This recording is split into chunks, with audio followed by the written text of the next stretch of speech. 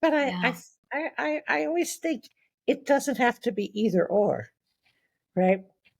The old idea that Mm. some people are born with a genetic predisposition to addictive Mm-hmm. disorders doesn't is not incompatible with the idea that addiction and trauma have a relationship for a reason. I mean, look at intergenerational trauma and the way in which the body carries, right? Neurophysiologically and genetically. Yeah, I agree. I agree. But I think from a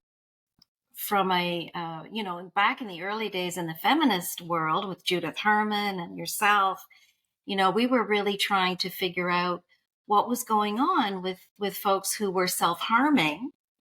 And back then women were so much seen, and to some extent still now, as looking for attention or being masochistic, or the whole kind of negative thing around borderline personality disorder that I know, you've done lots of work around that too. Right, right, Yeah. right, right.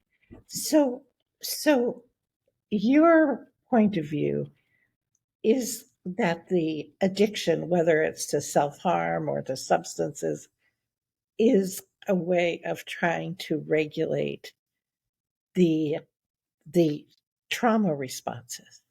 Yes, yes. So what happened for me is I was working with these women who were incest survivors, and so many of them were harming through cutting or binging and purging, all of these things that we still see now.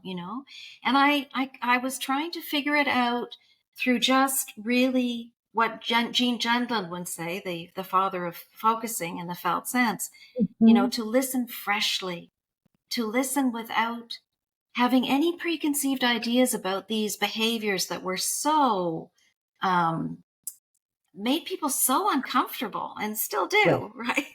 Still do. And as I listened, still do, yes, yes. And as I listened, what I heard and what I saw in these women's bodies was that even though they knew these behaviors hurt them on some level,